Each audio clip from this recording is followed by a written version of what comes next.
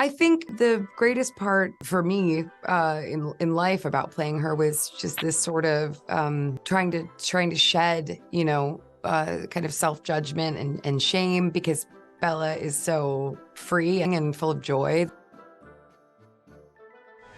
I am Bella Baxter, and there is a world to enjoy, circumnavigate. It is the goal of all to progress, grow. Hi, Emma. How are you? Good. How are you? I'm happy to talk to you always. It's always nice. How are you? How's everything going? So everything is good. I'm jet lagged and a little crazy, but other than that, I'm very grateful to be getting to, talk about this movie with everybody. Aren't we all crazy, I have to say. And please don't tell this to any of your colleague actresses, but you are by far my favorite actress. Oh, and you just proved me I'm right with this film.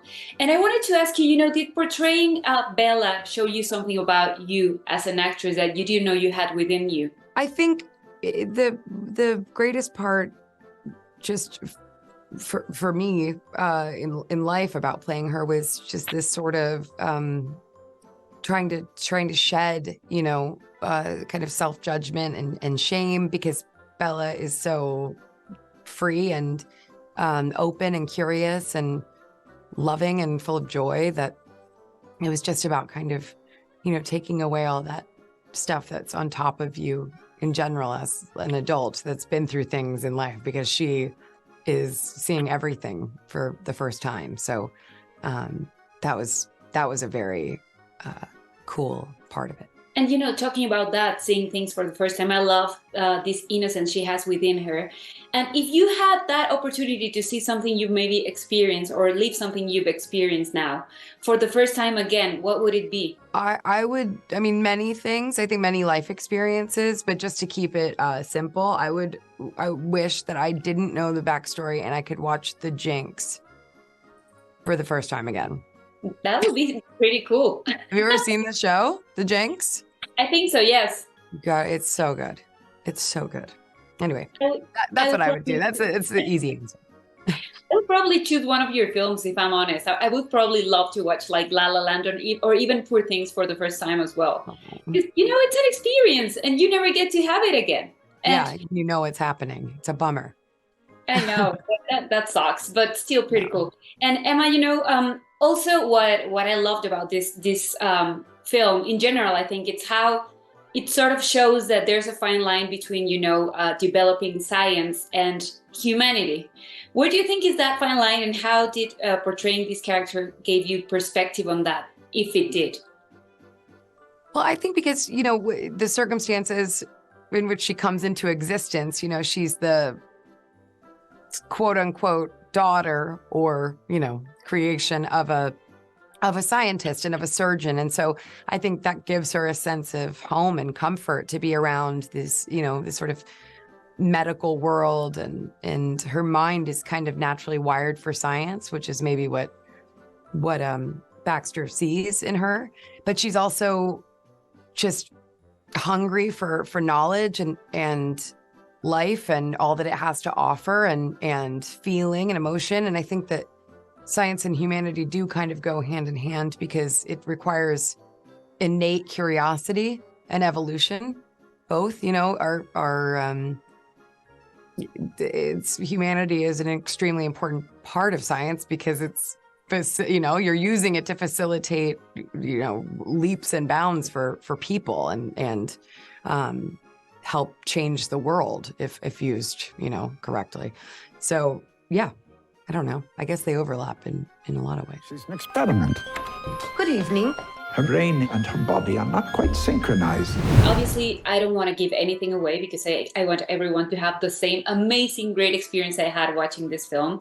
But once you found out what's going on with Bella, what was the first step to get into her mindset? Because you're just terrific at what you do, and what you did with this character is just crazily amazing. Thank you. I knew right away what had happened to Bella. Like, I knew the conceit right away. So the biggest thing I think for Yorgos and I, and for Tony too, it was our screenwriter Tony McNamara. it was to not be too literal, because she, you know, in her way, in her evolution, her hair is growing, you know, 2 inches a day, or, you know, or an inch every 2 days. And she's developing 25 words a day. I mean, it's not by any means what would happen if this was happening in real time, in real life, growing from, you know, Yes, the we can beginning. tell.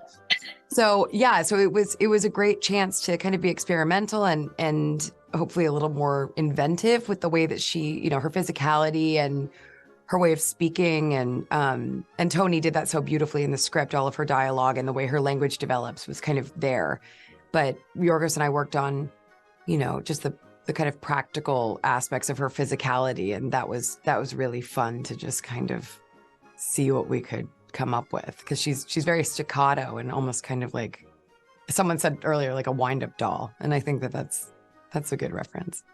Kind of like a wind-up doll for a little while. I feel like it's mesmerizing to watch her, honestly. Like, you just want to keep on watching whatever she does. And well, as my final question, I loved how kind of like the film conclusion is that life itself is an experiment. How experimental are you in life, and what is that thing you wish you would experiment without consequences? Oh God. Well, so much without consequences. I love rules a little bit too much. I don't know if I'm experimental as much as I am like a little rebellious. Like, I have a weird little streak in me that works hard against my kind of OCD mind of wanting to do everything correctly. I like to be a little bad sometimes too. But in terms of the experimental side, that's a great joy of getting to create things. Like, you get to sort of live out these other fantasies and realities and you know, personalities and hopes and dreams through characters and through stories. And so that really does help to feel like you're experimenting with, you know, different lives while you're getting to live in their shoes. So that sort of checks the box for me, I guess. I'm just like you, but I always say this quote, which is from one of your films. I'm always like, my life is so PG-13 because I'm that person. Yeah. Scary. Yeah. I don't want to get in trouble. Yeah, I'm just like, I'm like, let's do a little bit of this, but just stick to the rules, because I don't want to get in trouble. But I do want to, but I don't want to. Life is complicated, Emma. Thank you so much for your time, and congratulations on this film. I loved it. I love you, and it's always nice talking to you. Thank you. It's so nice to talk to you. Have a good day.